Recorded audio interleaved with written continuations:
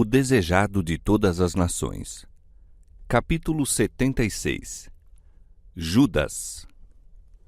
A história de Judas apresenta o triste fim de uma vida que poderia ter sido honrada por Deus.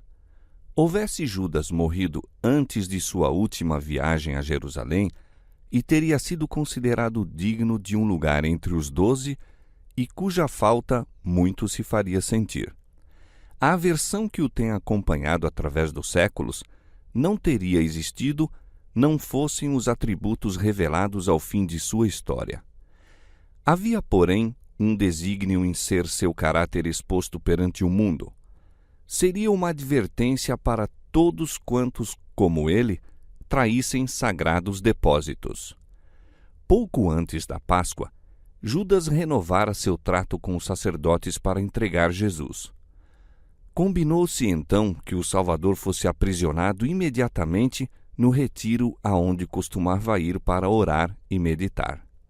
Desde a festa em casa de Simão, tivera Judas oportunidade de refletir no ato que concordara praticar, mas seu propósito ficou imutável. Por 30 moedas de prata, o preço de um escravo, vendeu o Senhor da Glória para a ignomínia e a morte. Judas tinha naturalmente grande amor ao dinheiro, mas não fora sempre bastante corrupto para praticar um ato como esse. Alimentara um mau espírito de avareza até que se lhe tornara o motivo dominante na vida. O amor de Mamon sobrepujara o amor de Cristo. Tornando-se escravo de um vício, entregou-se a Satanás para ser impelido a toda a extensão do pecado. Judas unira-se aos discípulos quando as multidões seguiam a Cristo. Os ensinos do Salvador lhes tocavam o coração enquanto, suspensos de seus lábios, escutavam o que dizia na sinagoga, à margem do lago, sobre o monte. Judas via os doentes, os coxos, os cegos aglomerarem-se em torno de Jesus, vindos de aldeias e cidades. Via os moribundos que lhe punham aos pés. Testemunhava as poderosas obras do Salvador na cura dos enfermos, na expulsão de demônios, na ressurreição de mortos. Experimentava em si mesmo o testemunho do poder de Cristo. Reconhecia serem seus ensinos superiores a tudo quanto ouvira anteriormente. Amava o grande Mestre e anelava estar com ele. Tivera desejo de ser transformado no caráter e na vida, e esperava experimentar isso mediante sua ligação com Jesus. O Salvador não repelira Judas. Dera-lhe lugar entre os 12. Confiou-lhe a obra de evangelista. Dotou-o de poder para curar os doentes e expulsar os demônios. Mas Judas não chegou ao ponto de render-se inteiramente a Cristo. Não renunciou às suas ambições terrenas, nem a seu amor ao dinheiro. Ao passo que aceitava a posição de ministro de Cristo, não se colocou no divino molde. Achava que podia reter seus próprios juízos e opiniões e cultivou as disposições de criticar e acusar. Judas era altamente considerado pelos discípulos e exercia sobre eles grande influência.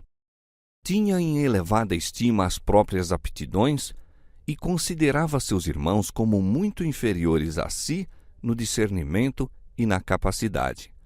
Não viam suas oportunidades, pensava, nem se aproveitavam das circunstâncias. A igreja nunca prosperaria tendo como guias homens de vistas assim curtas. Pedro era impetuoso, agia sem consideração. João, que entesourava as verdades caídas dos lábios de Cristo, era olhado por Judas como um fraco financista. Mateus, cujo preparo lhe ensinara a ser exato em tudo, era tão meticuloso em questões de honestidade e estava sempre pensando nas palavras de Cristo, absorvendo-se com elas por tal forma que, segundo o juízo de Judas, não era de confiar que fosse capaz de agir com argúcia e vasto alcance nos negócios. Assim passava Judas em revista todos os discípulos e lisonjeava-se de que a igreja se veria muitas vezes em perplexidades e apuros, não fora sua habilidade como administrador. considerava-se o capaz, o inexcedível. Era, em sua própria estima, uma honra para a causa e, como tal, se apresentava sempre. Judas estava cego para a fraqueza de seu caráter e Cristo o colocou onde pudesse ter oportunidade de ver e corrigir isso. Como tesoureiro dos discípulos, era chamado a providenciar quanto às pequeninas necessidades do grupozinho e a suprir as faltas dos pobres. Quando no cenáculo Jesus lhe disse: "O que fazes, falo depressa", pensaram os discípulos que ele lhe pedira que comprasse o que era preciso para a festa ou que desse qualquer coisa aos pobres. Servindo aos outros, Judas poderia haver desenvolvido espírito abnegado, mas ao passo que ouvia diariamente as lições de Cristo e lhe testemunhava a vida isenta de egoísmo, Judas condescendia com sua disposição cobiçosa. As pequenas quantias que lhe chegavam às mãos eram uma tentação contínua. Muitas vezes, ao prestar qualquer serviçozinho a Cristo ou dedicar tempo a fins religiosos, remunerava-se à custa desses parcos fundos. Esses pretextos serviam a seus olhos de escusa para a ação que praticava. Perante Deus, porém, era ladrão. A tantas vezes repetida a declaração de Cristo de que seu reino não era deste mundo, irritava Judas. Estabeleceram um limite de espera à obra de Jesus. Em seus cálculos, João Batista devia ser libertado da prisão, mas eis que foi permitido ser ele degolado. E Jesus, em vez de afirmar seu direito real e vingar a morte de João, retirou-se com os discípulos para um lugar no campo. Judas queria uma luta mais agressiva. Pensava que, se Jesus não impedisse os discípulos de executar os próprios planos, a obra seria mais bem-sucedida. Observava a crescente inimizade dos guias judaicos e via seus desafios desprezados quando pediram a Cristo um sinal do céu. Abriu-se-lhe o coração à incredulidade e o inimigo forneceu pensamentos de dúvida e rebelião. Por que Jesus se demorava tanto em coisas desanimadoras? Por que predizia provas e perseguições para si mesmo e para os discípulos? A perspectiva de um lugar de honra levara Judas a desposar a causa de Cristo. Viriam suas esperanças a ser decepcionadas? Judas não chegara à conclusão de que Jesus não fosse o Filho de Deus, mas estava duvidando e procurando alguma explicação para suas poderosas obras. Não obstante os próprios ensinos do Salvador, Judas estava continuamente fomentando a ideia de que ele havia de governar como rei em Jerusalém. Na alimentação dos 5.000, procurou promover isso. Nessa ocasião, Judas ajudou na distribuição do alimento à multidão faminta. Teve oportunidade de ver o benefício que estava em seu poder fazer aos outros. Experimentou a satisfação que sempre acompanha o serviço para Deus. Auxiliou a levar a Jesus os enfermos dentre a multidão. Viu que alívio, que alegria e satisfação sobrevêm ao coração humano mediante o poder de curar do restaurador. Poderia ter compreendido os métodos de Cristo, mas cegavam nos seus desejos egoístas. Judas foi o primeiro a aproveitar-se do entusiasmo excitado pelo milagre dos pães. Foi ele que arquitetou o plano de apoderar-se de Cristo à força e fazê-lo rei. Altas eram suas esperanças, amarga sua decepção. O discurso de Cristo na sinagoga a respeito do pão da vida foi a crise na vida de Judas. Ouviu as palavras: "Se não comerdes a carne do Filho do Homem e não beberdes o seu sangue, não tereis vida em vós mesmos." Viu que Cristo oferecia bens espirituais em vez de terrenos. Julgava enxergar longe e pensou poder ver que Jesus não teria honras e não poderia conceder altas posições a seus seguidores. Decidiu não se unir a Cristo tão intimamente que não se pudesse retirar. Vigiaria, e assim fez. Daquele tempo em diante, exprimia dúvidas que confundiam os discípulos. Introduzia controvérsias e extraviados sentimentos empregando os argumentos apresentados pelos escribas e fariseus contra as reivindicações de Cristo. Todas as pequenas e grandes aflições e contrariedades, as dificuldades e aparentes obstáculos ao avançamento do Evangelho, Judas interpretava como testemunhos contra sua veracidade. Apresentava textos da Escritura que não tinham nenhuma ligação com as verdades que Cristo estava expondo. Essas passagens, separadas de seu contexto, deixavam os discípulos perplexos, acrescentando o desânimo que os assaltava de contínuo. Todavia, tudo isso era feito por Judas de maneira a parecer que era consciencioso. E ao passo que os discípulos estavam em busca de provas que confirmassem as palavras do grande mestre, Judas, quase imperceptivelmente, os queria levar para outro rumo. Assim, de modo muito religioso e aparentemente sábio, estava apresentando as coisas sob aspecto diverso daquele em que Cristo as expusera e emprestando às suas palavras um sentido que ele não lhes dera. Suas sugestões estavam sempre excitando desejos ambiciosos de vantagens temporais, desviando assim os discípulos dos importantes assuntos que deveriam ter considerado. A dissensão quanto a qual deles devia ser o maior era geralmente excitada por Judas. Quando Jesus apresentou ao jovem rico as condições do discipulado, Judas ficou desgostoso. Pensou que se cometera um erro. Se homens como esse rico príncipe se unissem aos crentes, ajudariam a manter a causa de Cristo. Se ao menos ele, Judas, fosse admitido como conselheiro, pensava, poderia sugerir muitos planos para a prosperidade da pequenina igreja. Seus princípios e métodos haviam de diferir em tanto dos de Cristo, mas, nessas coisas, se julgava mais sábio do que Jesus. Em tudo quanto Cristo dizia aos discípulos, havia qualquer coisa com a qual no coração Judas não concordava. Sob sua influência fazia rápidos progressos o fermento da deslealdade. Os discípulos não percebiam em tudo isso o verdadeiro agente, mas Jesus via que Satanás estava comunicando a Judas os seus atributos e abrindo assim um conduto mediante o qual viria a influenciar os outros discípulos. Isso declara Cristo 1 ano antes da traição. Não os escolhi a vós os 12? Disse ele. Um de vós é um diabo. Todavia, Judas não fazia oposição aberta, nem parecia duvidar das lições do Salvador. Não murmurou exteriormente até o tempo da festa em casa de Simão. Quando Maria ungiu os pés do Salvador, Judas manifestou sua disposição cobiçosa.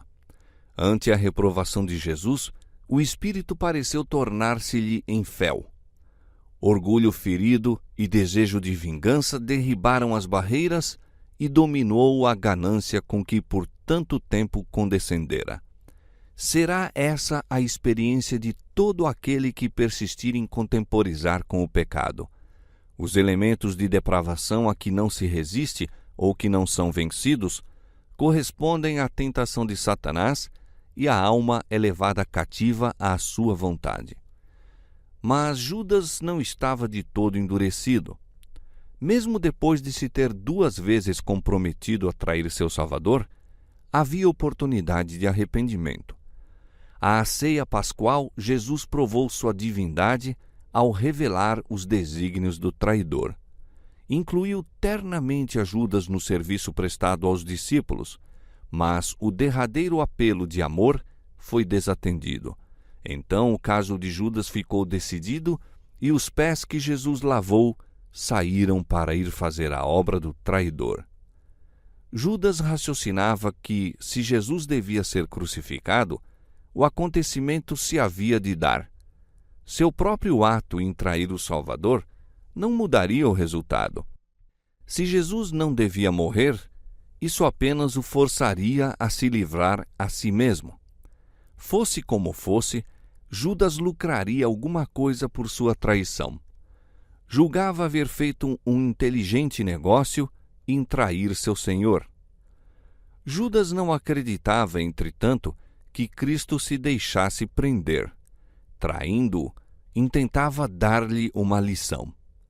Pretendia desempenhar um papel que, daí em diante, tornaria o Salvador cuidadoso quanto a tratá-lo com o devido respeito.